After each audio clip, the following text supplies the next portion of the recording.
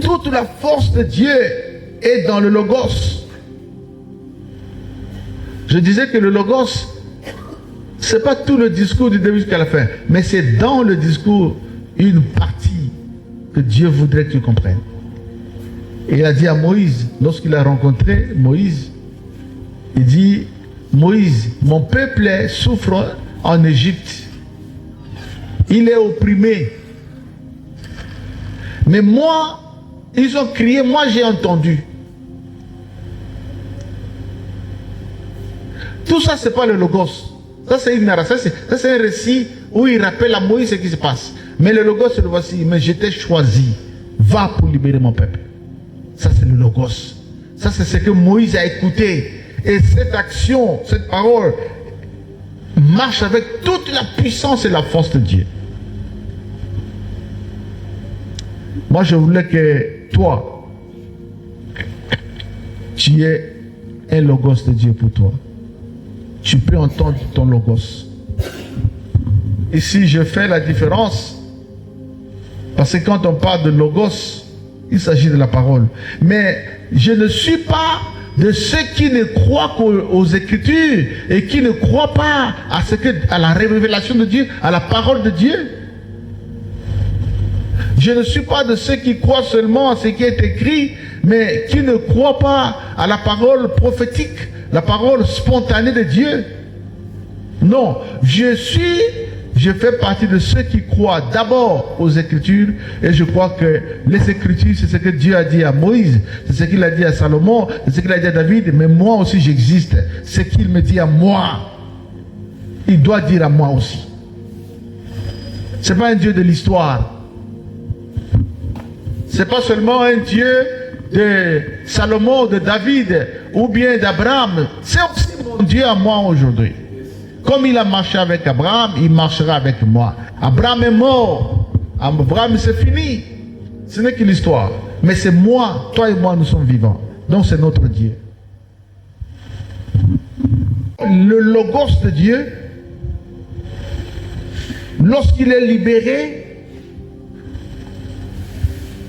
il produit des effets.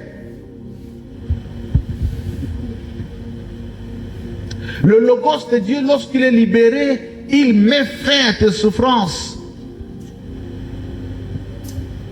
Il faut vouloir que Dieu te parle.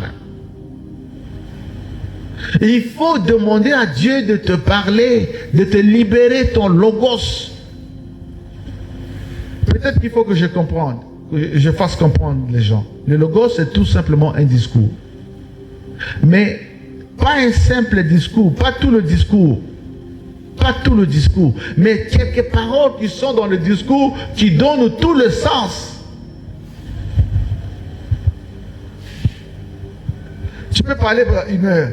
Le Logos, c'est pas tout ça. Le Logos, c'est que qu'est-ce que tu as dit?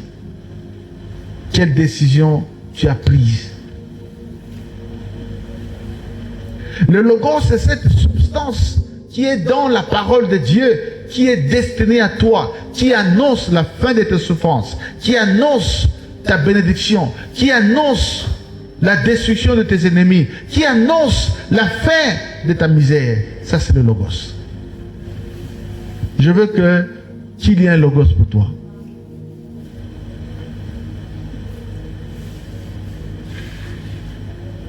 Je veux qu'il y ait une parole de Dieu qui annonce ton bonheur.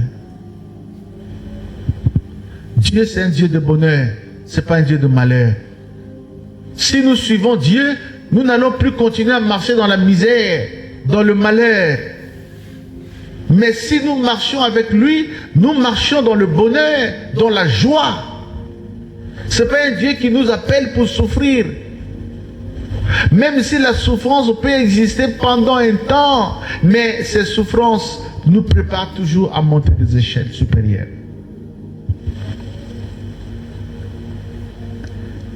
Je veux qu'à partir d'aujourd'hui, tu cherches Dieu pour qu'il parle à toi, à ton sujet. Tu ne peux pas continuer comme ça sans qu'il y ait un Logos de Dieu pour toi. Tu ne peux pas te marier sans qu'il y ait eu un Logos pour toi. Tu ne peux pas te marier sans que Dieu ne t'ait parlé.